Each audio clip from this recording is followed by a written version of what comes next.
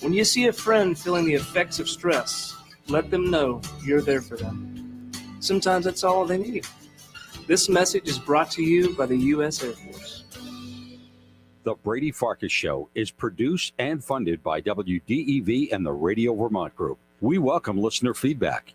Email your comments to wdev@radiovermont.com. The teams you care about. Mac Jones is good. That's not the question. The question is he good enough to win repeatedly in this loaded AFC? The stories that matter to you. If I'm Xander Bogaerts, I need 3 things in order to get over that insulting contract offer. This is your home for New England sports. Jason Tatum, superstar. Book it. This is the Brady Farkas Show on WDEV AM, FM, and WDEVradio.com.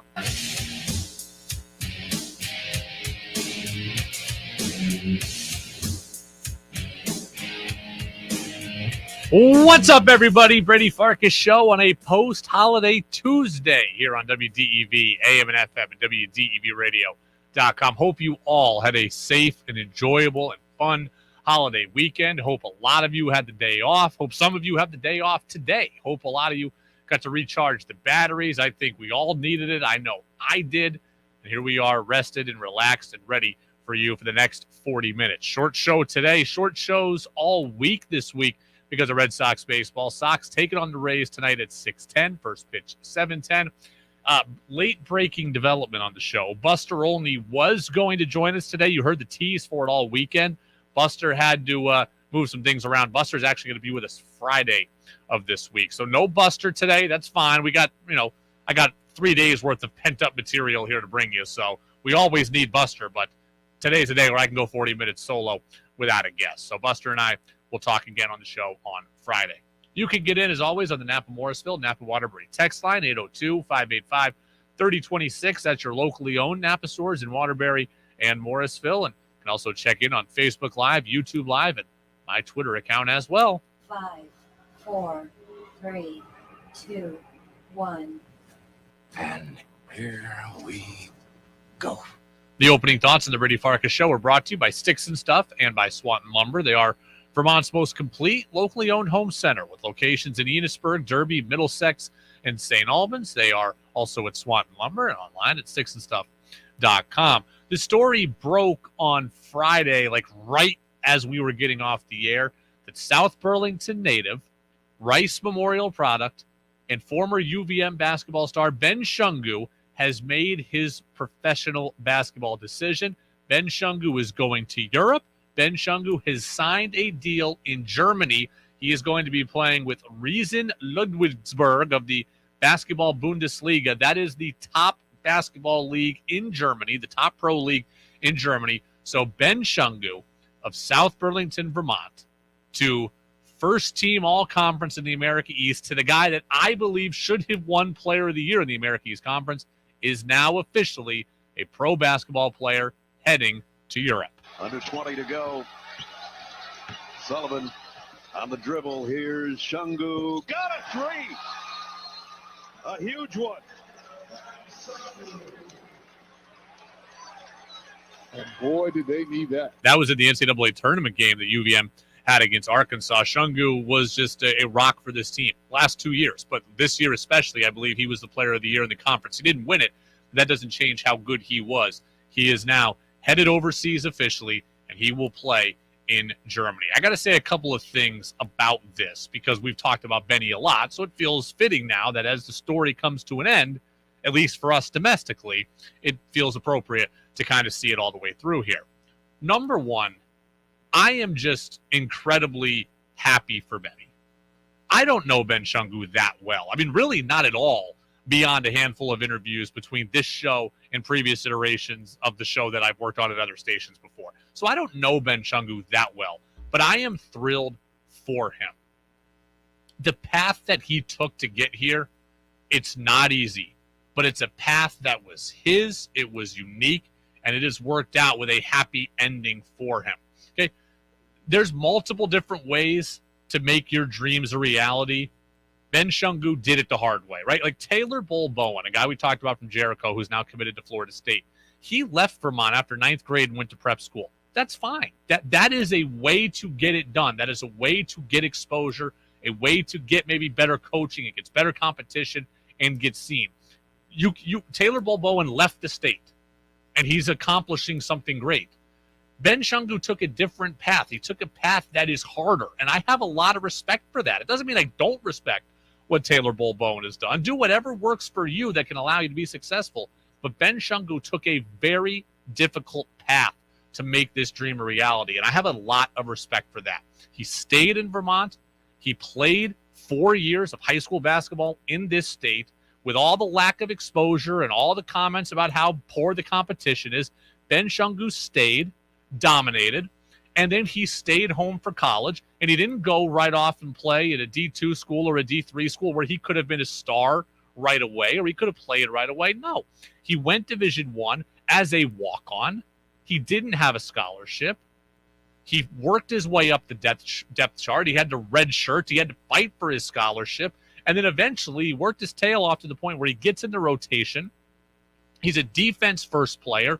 Then he becomes a scorer. He's the 6th man of the year. He's a defensive player of the year. And then he's now, to what I said, I believe he was the player of the year in the conference. This is a great story about goal setting, battling, overcoming obstacles, and perseverance.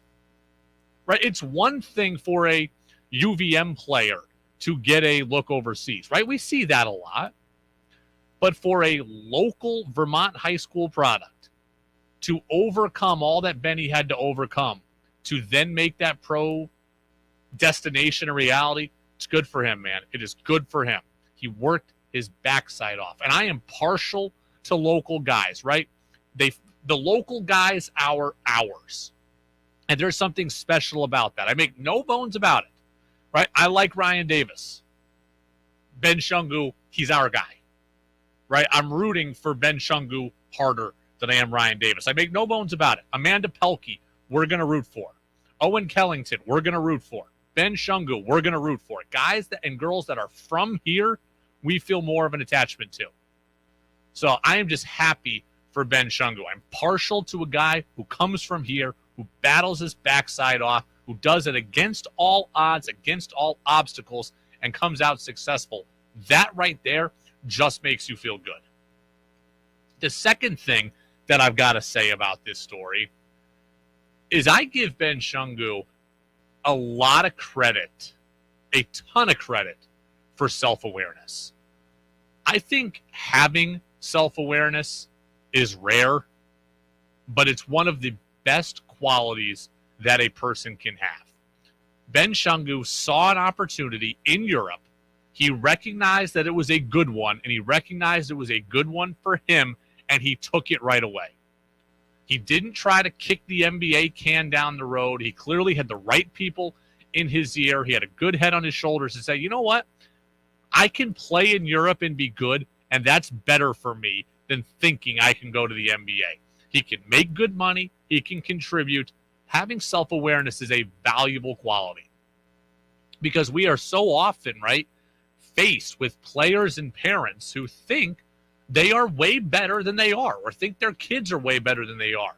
And they think they're deserved or owed a certain opportunity. Well, Ben Shungu just said, look, I recognize who I am. I am not an NBA player. I can be a good professional, make money, playing the game I love, and do it at a very high level overseas. I give him credit for recognizing that and recognizing that early.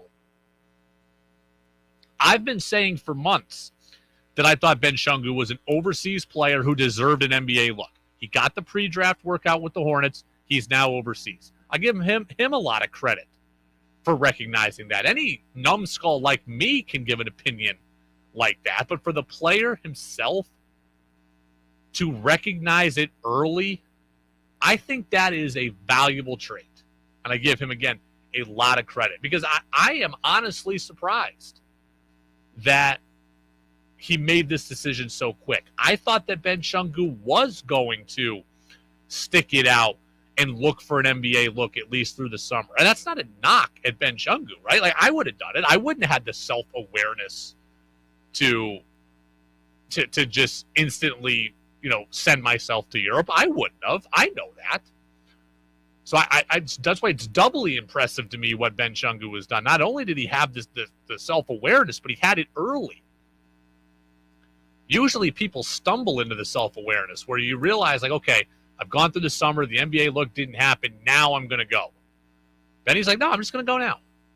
This is where I belong. Again, I give him a lot of credit for that. Ben Shungu, to me, is a guy we're really going to root for, a guy we're going to continue to follow as he goes overseas. It is the Brady Farkas Show on WDEV, AM and FM, and WDEVradio.com. A bunch of you messaged me over the weekend. So a couple of people talking about Joey Chestnut, a couple of people talking about Bobby Dolbeck. We'll get into some of that here in a little bit. I want to go here. I want to go to the Celtics. I want to get into the Celtics here because interesting conversation. I believe that the Boston Celtics offseason, as it stands right now, is a huge success. If the Celtics do nothing else for this offseason other than acquire Malcolm Brogdon, who they did in the trade, we talked about that on Friday, and sign Danilo Gallinari, which we hadn't talked about because it just happened over the weekend, to a 2-year deal. If the Celtics do nothing but sign Gallinari and trade for Brogdon, I think their offseason is a success. But that said, I do not believe that the Celtics roster right now is a championship roster. I do not believe that. I believe the Celtics, as it stands, have had a great offseason, and I would accept this being the final product heading into opening day. But I don't believe it's a championship roster right now. Both things can be true. I see shows having debates already. Is this enough for the Celtics? It is enough for the Celtics in the offseason. If all they do this offseason is get Brogdon, bring in J.D. Davison, who they drafted, and sign Gallinari, I'm cool with it. I think that is enough to get them through an 82-game regular season. I do not think it's enough to guarantee yourself a spot at the table when it comes to a championship. Okay, we chronicled Brogdon on Friday, so I'm going to kind of leave that alone for the most part.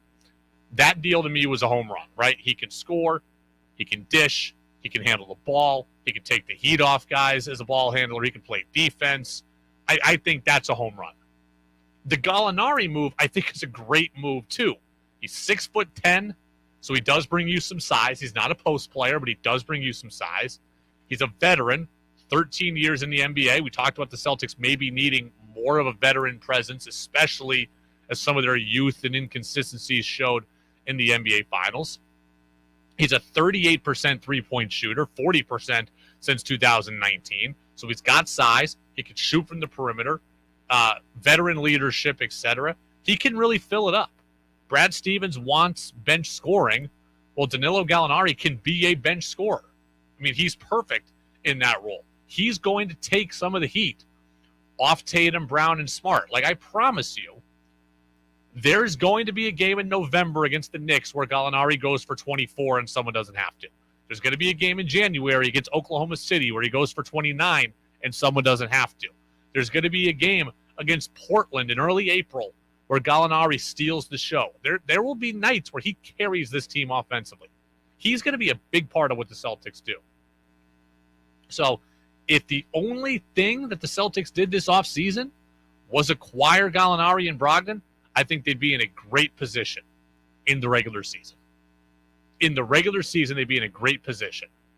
If you're talking about lightening the load on guys, Brogdon and Gallinari do that. If you're talking about winning as many regular season games as possible in order to get a good seed and get home court advantage, Brogdon and Gallinari are going to help you. What Gallinari is not going to do is help you in the playoffs because he can't play defense. Right? He can't play defense. He's a liability defensively. He's slow. He's older. He's not going to be at the level in the playoffs that Ime Udoka wants or this team needs. So I think both things can be true. Celtics off season right now is a home run. Can they go 60-22 with this crew as long as they stay healthy? Yeah, I think they can. Can 60-22 get you a 1 or 2 seed? Yeah, it probably can. So the off season is a success. But Gallinari is going to go away come playoff time because he can't play defense. So you just have to be aware of that. This stuff really helps you in the regular season. But as the season goes on, you still need to be active in the trade market. You still need to look at the buyout market and see who comes on the market in March or whatever, or February, whatever the buyouts are. So I'd be interested in all of those avenues. But when you hear your favorite shows say, oh, have the Celtics done enough this offseason? Yes, they have. They have assured themselves more depth, more scoring, better bench productivity, and the defense from Gallinari doesn't matter as much in the regular season. He will carry you a few nights offensively against New Orleans and Atlanta and Toronto maybe. Like, he will have a huge impact here. And then the playoffs will come and he won't be able to contribute, at least that much. He'll be a guy you bring off the bench to hit a couple of shots, but he's out there, he's only out 4 minutes at a time because he can't play defense. Celtics are going to have to do something else in season. But the regular season is all about positioning yourselves in the playoffs to have a good seed and have advantageous matchups. Brad Stevens has done that. In my mind, he's guaranteed that. The Celtics will be near the head of the class once again in the East with the moves they've made. They are not a bona fide slam dunk NBA champion with this roster because they'll need someone who can play defense when Gallinari can't. 802-585-3026. If anybody has any comments on that. Again, that's 802-585-3026 on the Napa Morrisville, Napa Waterbury text line. I got people complaining on the text line about Bobby Dolbeck. I'll tell you, the Red Sox actually have a very interesting roster conundrum, and it's about to come to a head. And I don't think there is an easy or good answer to it. We'll try to figure it out together. How the Red Sox solve this roster problem. That's next on the Brady Farkas Show on WDEV. WDEV at 90 is underwritten by Northfield Savings Bank. They're the bank of you and everything you do at nsbvt.com. Member FDIC, equal housing lender. Celebrating 90 years. WDEV. Head to Waterbury on July 8th and 9th for the Waterbury Arts Fest. It kicks off with the Friday night block party headlined by The Grift. Gates open at 5 p.m. and this classic street dance includes a fabulous beer garden and a food truck court to keep you dancing under the stars. Come back the next day from 10 a.m. to 4 p.m. for the Saturday Arts Market with over 100 booths of arts and crafts of all kinds, family activities, and more. Plus main stage music and dance shows and a tasty food truck court. The Waterbury Arts Fest will be held at a new location on Railroad Street. Our grand sponsor is VSECU. Learn more and view the full schedule at waterburyartsfest.com. Want to know how to save on gas? Get your car checked out by Al Karen and the team at Waterbury Service Center. Cars that are well maintained get better gas mileage, so take your vehicle in for a tune-up to ensure that you're getting maximum fuel efficiency on all your summer adventures. Schedule an appointment now to take care of your annual inspection, get an oil change, and make sure your car is ready for all the road trips, vacations, drives to the mountains, and more. Waterbury Service Center is a full-service auto mechanic conveniently located in downtown Waterbury. Call 802-244-7202 to make an appointment. If you suffer from joint pain from arthritis or an injury, you know the traditional treatments, pain meds and steroids, and then surgery, right? Now there's a better way from the local medical professionals at QC Kinetics. QC Kinetics is the nation's leader in regenerative medicine. This is an advanced, exciting, and natural alternative that can give you lasting relief using your body's own healing power. Listen, steroid shots are toxic to your joints, pain meds are addictive, and nobody wants to go under the knife. It's 2022, and those old ways are out, and the new ways are in. Regenerative medicine can restore and repair damaged joint tissue using the natural biologics. No drugs, no downtime, no surgery. QC Kinetics regenerative protocols can address any pain in any joint and give you quality of life you deserve. Call now and schedule your free consultation. 802-PAINLESS. That's 802-PAINLESS. Treatments are not yet FDA approved. I found hope in the midst of an overwhelming situation. Alcoholism can affect any family. Are you in an overwhelming situation because of someone else's drinking? Al-Anon and Alateen can help. Call 866-200-0033 or visit alanon.org/hope. How well does your garden grow? Tune in Saturdays at 12:30 for In the Garden with Peter Burke. Peter and co-host Joel Nashman give you 1 full hour of the latest news, helpful tips, and your calls to talk about what's happening in your garden. It's brought to you in part by Sticks and Stuff and Swanton Lumber, sticksandstuff.com. In the Garden with Peter Burke, live Saturdays at 12:30. Hear the podcast anytime at WDEVradio.com. Your chance to be part of the show is on the text line at 802-585-3026. Now it's back to the Brady Farkas Show on WDEV AM, FM, and WDEVradio.com.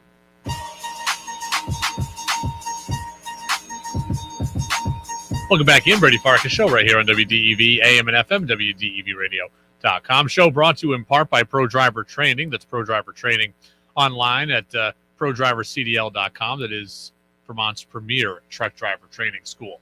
Red Sox have a roster problem looming. It's about to come to a head.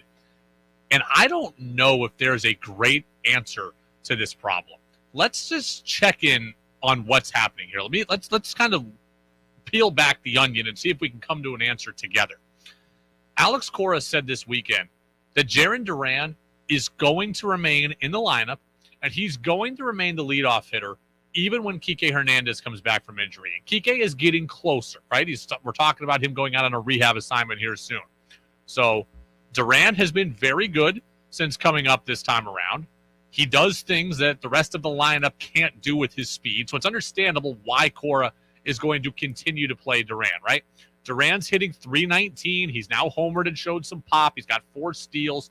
So he deserves to be around. So Duran, he's going to stay on the roster. So if you thought that when Kike came back, Duran was getting sent down, that's not happening. So now, how do you make room for Kike? Right? How do you make room for Kike Hernandez? Let's kind of examine what we've got here. One, the Red Sox can make room for Kike by sending Rob Refsnyder down. Right? You could send Refsnyder down to AAA. The problem with that is, one, Refsnyder's been good, and two, Refsnyder is out of minor league options. So if you send him down, he's got to try to pass through waivers, and he's going to get claimed by someone else, and you're going to lose him. Refsnyder is not a guy that you want to lose, right? He hits lefties. He's batting .298. He's saved you a couple of games with his defensive ability. He can run. He's versatile. Rob Refsnyder has added a lot to this team. He deserved to be on it, doesn't he? So you're not sending down Duran because Cora's already told you that. And Refsnyder, you can't send down because you're going to lose him to waivers. So now he's got to stay also. Do you see the problem we're running into? So Kike's got to be here. Now Duran's going to be here. And now Refsnyder we got to keep. So what are our other options? The Red Sox could send Christian Arroyo to AAA, but then you'd lose your utility infielder. So I can certainly make a case that that's not a great development. You could send down one of Bobby Dahlbeck or Franchi Cordero. I don't love that for a couple of different reasons. Like, I got Phil saying get rid of Dahlbeck. Okay, fine. But then you send Dahlbeck to AAA. And then he never plays there because Tristan Casas is there. That's not great. You're not cutting Bobby Dahlbeck because he's still got like 4 years left of team control. You don't just cut guys like that. You trade them for a bag of baseballs before you do that. So sending Dahlbeck down, not great. Then that would force Franchi to play all the time, and he's kind of not ready to do that, especially against lefties. Send Franchi down, it forces Dahlbeck to play all the time, and he doesn't deserve it. So sending one of them down just, it opens the roster spot, but it creates an issue for you at first base, so that's not great. You can outright get rid of Jackie Bradley Jr., right? You could do that. Do you want to get rid of JBJ? I don't think I'm ready to. He's been better at the plate than I was expecting, right? Still in the low 200-ish, 220-ish, for a lot of the last couple of weeks. But he's still an elite defender. He's still a good runner. You need those guys come playoff time. I don't need Jackie Bradley to start all the time, but I don't think I'm ready to just get rid of him. So what's the answer here? You want to keep Duran, you got to bring Kike on, and you want to keep Refsnyder. So what is the answer? You can send Arroyo down, not great. Send down one of Dahlbeck or Cordero, not great because all it does is create an issue for you at first. And you can get rid of JBJ, which I don't want to do. What do you do here if you are high and bloom in the Red Sox? I ask you, 802-585-3026. One text on the Napa Morrisville, Napa Waterbury text line says, send Franchi down, no brainer. that certainly would be easy, right? And that Franchi has minor league options. But then you want to play Dahlbeck at first base all the time? I don't, not now. And I've been kind of a Dahlbeck supporter. So what are you going to, you don't want to play Dahlbeck all the time. So what are you going to do? You're going to put Arroyo at first. You lose his versatility now late in games because he's stuck at first base. You want to put Refsnyder at first, even though all he said he wants to do is play the outfield. Do you want to put, I don't know what you want to do. I mean, that's just tough here. I don't know exactly what you want to do here if you're the Red Sox. I believe, and I want you to follow my train of thought here, 802-585-3026. As I've been talking, an idea has come to my head here. As I've been talking, an idea has come to my head. Can Jarren Duran or Kike Hernandez play right field? Can one of them play? Are they capable of playing right field? And Tom Caron of Nesson told us last week he's not sure that the Red Sox like either of them in right field. So the first thing to do is find out, can one of them play right field? Because if Duran can play center and Kike can play right or vice versa, then they both can play and the picture starts to get clear. Because Duran is a guy we're keeping long term, right? So if one of them is capable of playing right field, I want Duran in the lineup. If one of them can play right field, right? Kike can play right, Duran can play center, or vice versa. If that lineup will work, then I would probably send. Let me go back a second here. Let me go the other way first. Let's say that one of them's not capable of playing right field, right? One of them is not. Then what I would do is Duran's going to win the power struggle. Duran's the guy I'm keeping long term. Kike is a free agent at the end of the year. So if it comes down to which guy has, if only one of them can play center field, Duran's playing center for me. Kike goes to the super utility role, and Arroyo goes to AAA. I don't love that because I like Arroyo, but that would be the thing I would do.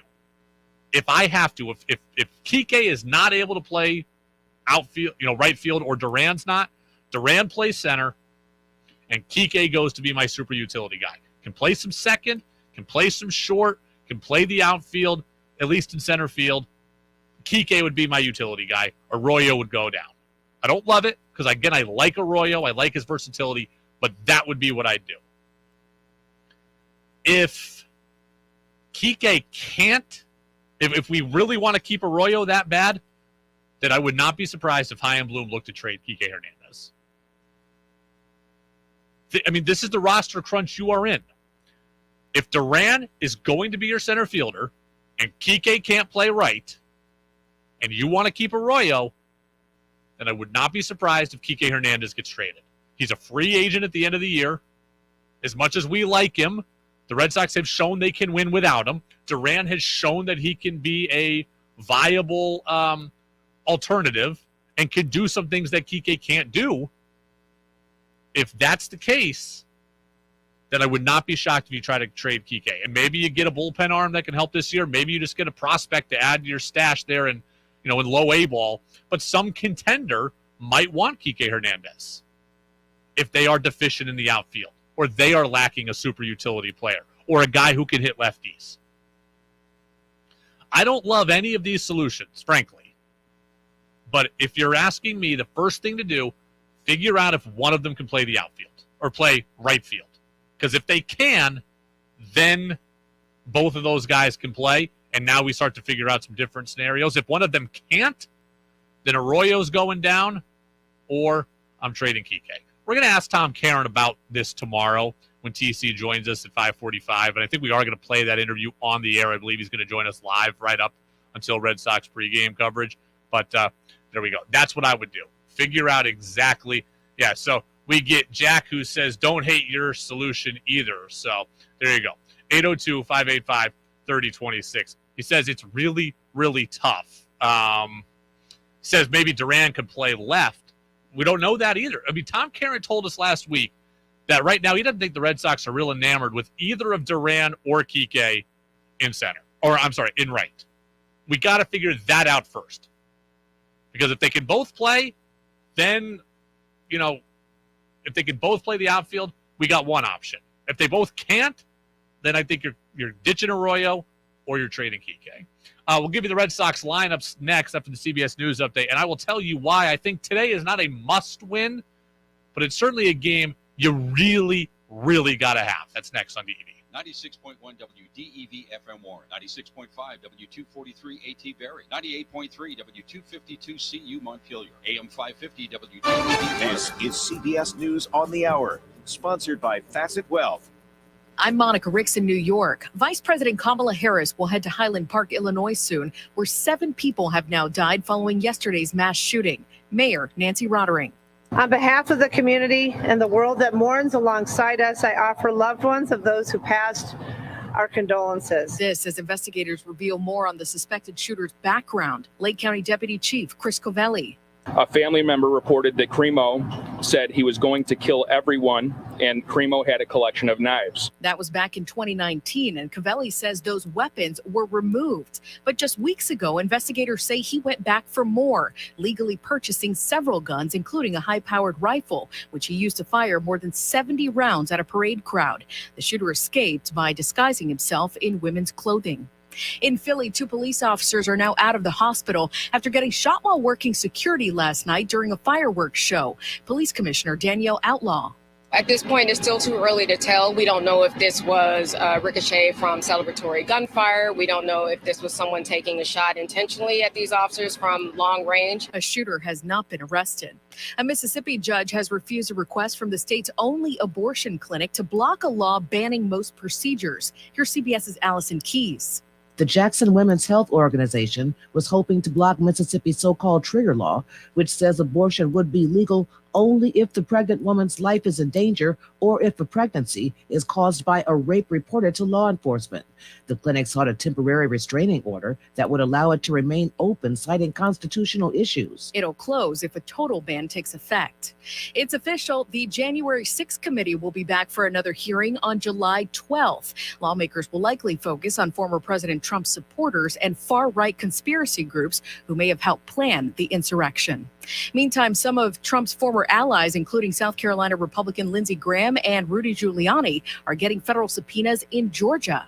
The investigation is looking into whether Trump and his allies violated state law in the weeks after the election, as well as a phone call between Trump and Secretary of State Brad Raffensperger. CBS's Aaron Navarro there.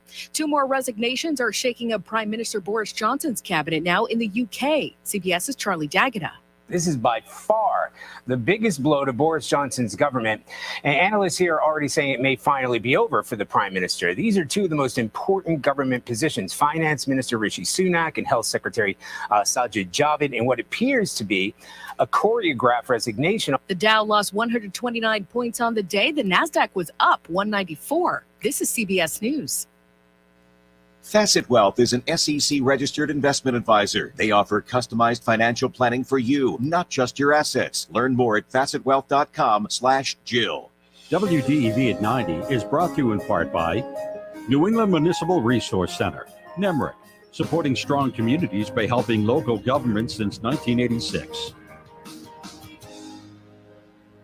Hi, my name is Jeff Gould. I live in Barre, Vermont, and run J. Gould Plumbing and Heating.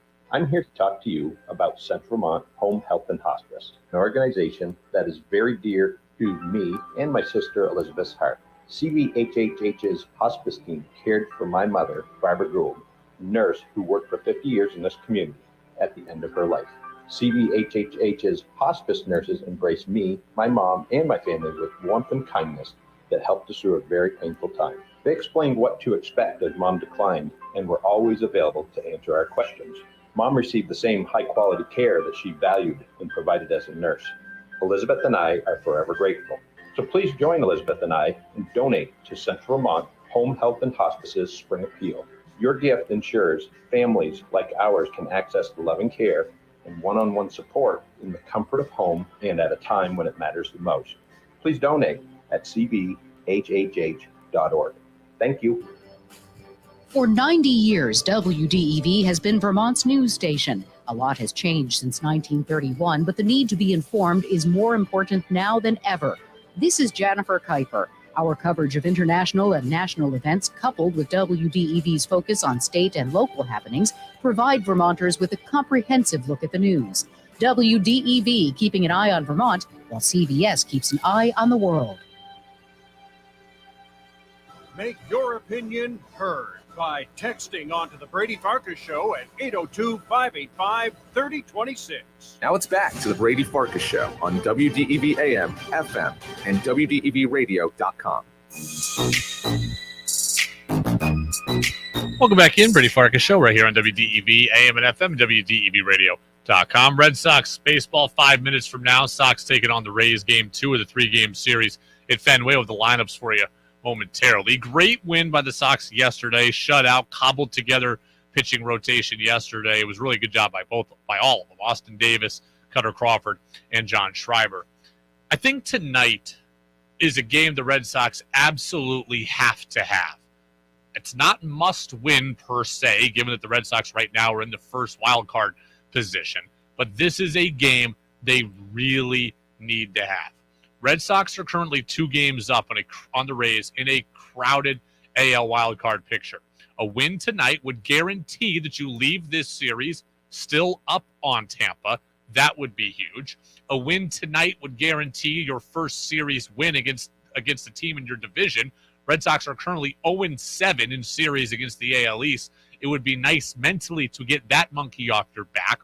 And winning tonight protects you tomorrow against a poor start from a guy making his major league debut. Brian Bayo tomorrow is starting for the Red Sox, 23 years old. He's been absolutely electric this year. I'm ecstatic to watch Bayo pitch. 6-2 with a 2.81 in 9 games for AAA Worcester. 10-4 across AA and AAA this year. He's got a fastball nearing 100 miles an hour. He's got a power changeup. Like, Bayo is the real deal from a prospect standpoint. He's still a guy making his major league debut.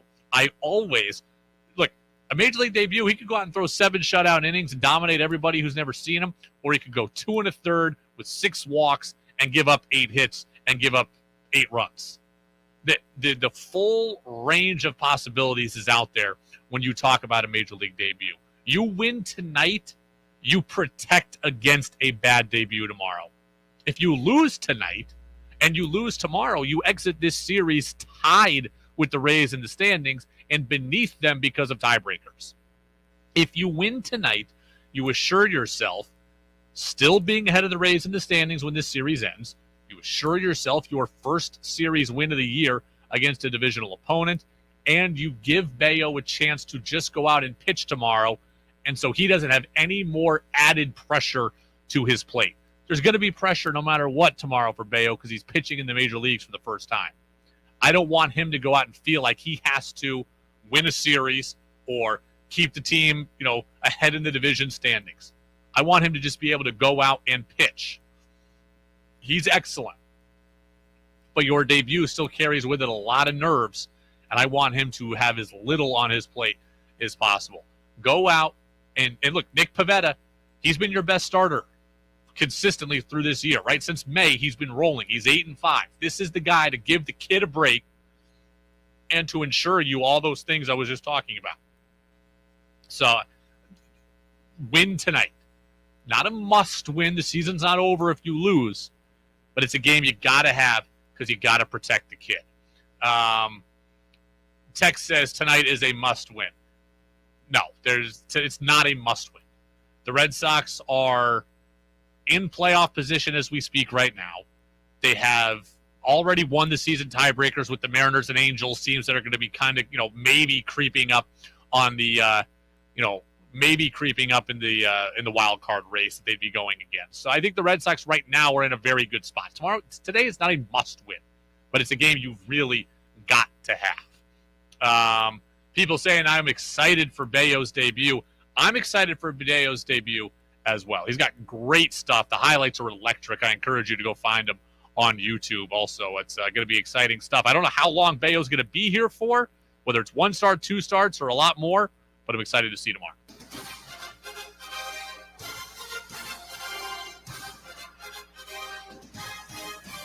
Jeffrey Springs against Pavetta is your pitching matchup. Springs 3-2 with a 2.25. Pavetta 8-5 with a 3.23.